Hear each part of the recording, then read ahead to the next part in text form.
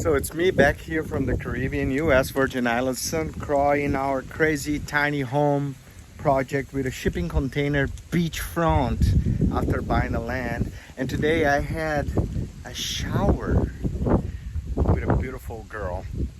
First shower between us, me and baby girl.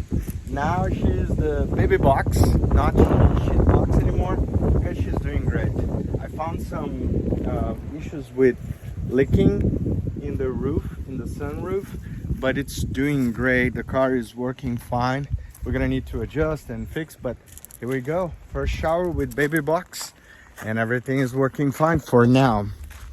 And even inside we fixed it. So if you want to learn how to do shipping container home, tiny home in the Caribbean, buying the land, getting the permits, subscribe and learn everything DIY. Subscribe, click on alert. Kisses.